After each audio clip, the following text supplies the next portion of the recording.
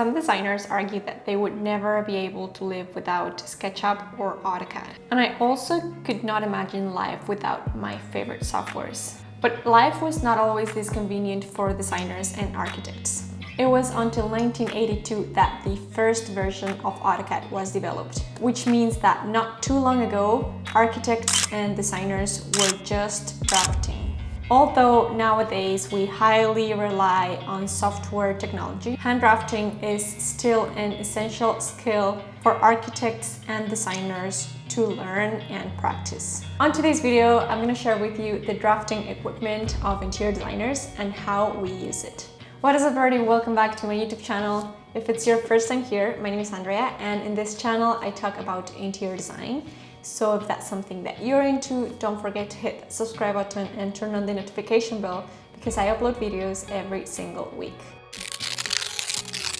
First, let's understand the concept of drafting. Drafting is the technique of creating technical drawings, either two-dimensional or three-dimensional.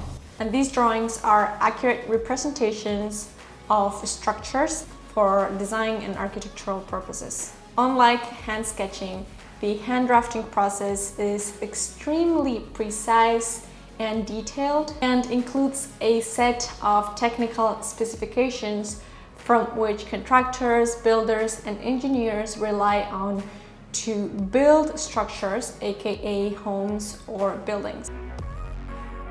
So these ones are the tools that I will be going through today. You can use the timestamps down in the description of this video to skip to the tool that you want to learn more about. So the first tool that I want to show you is the cutting board. In interior design, we don't really create a lot of maquettes as architects do, but we do a lot of material boards. So having a surface where you can use your cutter or your knife without damaging your table comes pretty handy.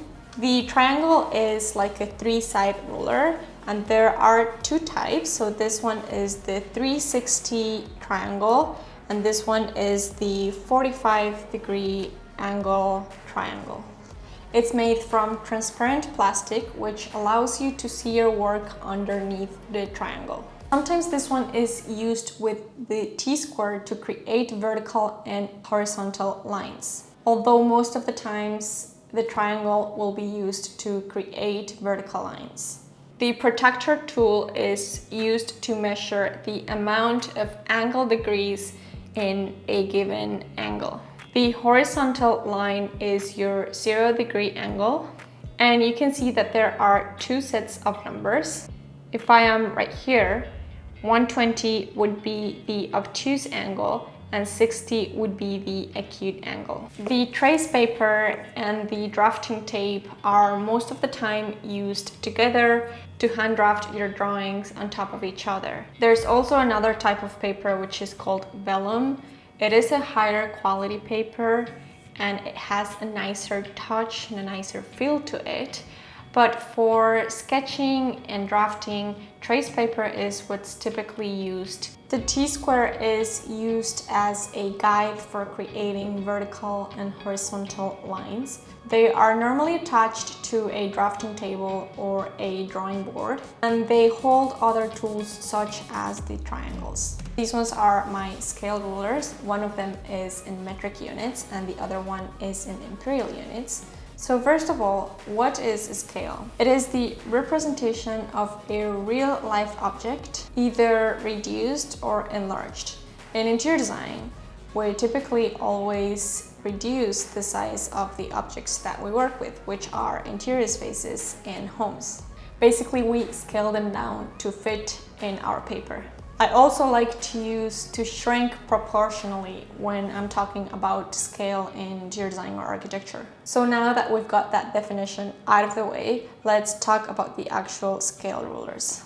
A scale ruler is used to create scaled drawings, and the way that you use these scales is actually pretty simple. But understanding the units of the scale that you're working with is really the key to mastering the use of the scale ruler. As you may know, in the world there are two official measurement systems, the metric system and the imperial system. Let's first talk about the metric scale. So the metric scale ruler is sometimes also called the architect ruler. As you may already know, the metric system consists of larger units such as kilometers or meters, or smaller units such as centimeters or millimeters. Generally, architects and designers will work with millimeters when creating technical drawings. So different scales will be required depending on the type of drawing that you are creating. Typically, a site plan will have to be at a scale of 1:500, while a floor plan will have to be at a scale of 1:100 or even 1:50. So the way that you read in a scale is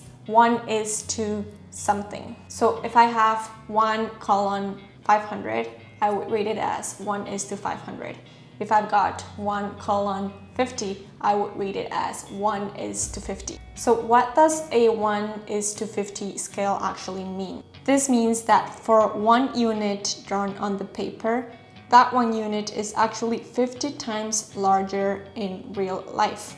On your scale ruler, you will have 6 scales in total, 2 on each face of the ruler.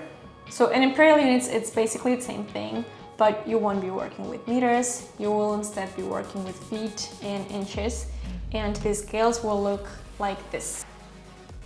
A scale 1:1 would mean that the real life object is exactly the same size as the drawing that you are making of that object on your paper. The dusting brush is used for the removal of eraser crumbs, dust and dirt from your pencil or from your graphite. So the way that you use it is you just have to very gently dust over your drawing. You never want to move it back and forth because you might drag the graphite and make your drawing dirty. And also do not rub it on your drawing. I also have some pencils and some graphite pencils as well. This one tool is an eraser shield. So you will be using this tool if you just want to erase a small part of your drawing. This is probably my favorite tools in my drafting kit, and these ones are my fine liner pens. The brands that I normally like to stick with are Staedtler, Pigma Micron and Prismacolor. And the number on the pen indicates the thickness of the pen. The higher number, the thicker the line will be on the paper. Gel pens are also my favorite ones. These ones are from the brand Studio. When you draw on the paper with these ones, the drawings are very smooth and also very crisp. So these ones are my markers for rendering. I always get Copic because I think that the quality is just exceptional and they last for a really long time. So this other tool is a Ames lettering guide. I'm actually going to reserve this tool for another video. This one right here is my professional combo circle template.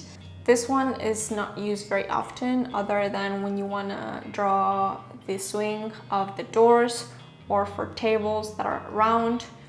And I think that's it for the essential tools that I use for drafting. Let me know in the comments if there's any additional tools that you use or that you personally love to use for hand drafting. I hope that this video was useful and I hope that you learned anything new today. I will see you guys on the next one. Bye bye.